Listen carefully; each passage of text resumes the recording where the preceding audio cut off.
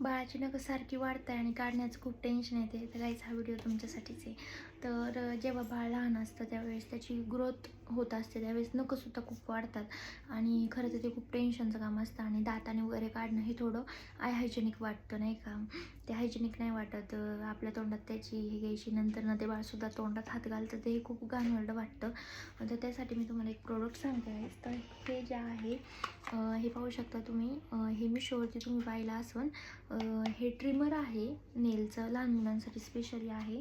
त्यानंतर ना गाईज हे असं आहे, हे खूप सेलवरती चालतं. ह्याची किंमत खूप कमी नाही, खूप जास्तही नाही आहे. त्यानंतर ना ह्याला असे टूल्स येतात, हे एज ग्रुपनुसार वापरायचे असतात. तर आता ह्याचा वापर माझ्या बाबतीत कसं झाला सांगते. तर प्रिशा लहान होती त्या टायमिंगलाच तिची नको म्हणजे झाली, तेव्हापासूनच खूप नको होती आणि ती स्वतःलाच बोच काढून घेत होती. त्यावेळेस मला काहीतरी इमर्जन्सी हवं होतं आणि मी तेव्हा तिच्यावरती नेल कटर यूज करू नव्हते शकत, त्यामुळं मी हे ऑर्डर केलं होतं. तर त्या टायमिंगनुसार हे बेस्ट होतं, कारण त्या टायमिंगला मी रिस्क नव्हते घेऊ शकत, मी कुठलंच टूल्स तिच्या वापरू नव्हते शकत, मला भीती वाटायची. तर हे सिम्पली ट्रिम होतं ह्याने नखं. जेव्हा आपण नखं काढतो आणि घासतो तसंच ह्याचं काम आहे.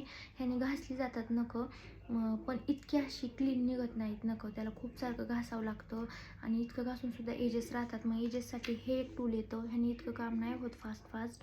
तर म्हणजे पहिल्यांदा जेव्हा बाळ 4 ते 6 महिन्याच्या आत असतं तेव्हा तुम्ही वापरू शकता हे. पण आत्ता 4 महिन्याची प्रिशा झाली त्यानंतर मी हे वापरणं सोडून दिलेलं आहे. तसं तर माझे पैसे ह्याच्यात वेस्ट झालेत, कारण आत्ता ती मला म्हणजे माझं बाळ खूप शांत आहे. तुमचं बाळ शांत नसेल तर हे तुम्हाला जास्त टाईमसुद्धा यूज होऊ शकतं. प्रिशा खूप शांत आहे आणि ती नखं काढून देते, शांत बसते. त्यामुळे मी छोटं बेबी नेल कटर मिळतं छोटं, त्याने नखं काढते. तर असा ह्या प्रोडक्टबद्दलचा माझा अनुभव आहे. तुम्हाला हवा असेल तर कमेंट करा, मी लिंक देईल. चलो, थँक्यू फॉर वॉचिंग, बाय. असेच व्हिडिओ पाहण्यासाठी मला सबस्क्राईब करा. बाय.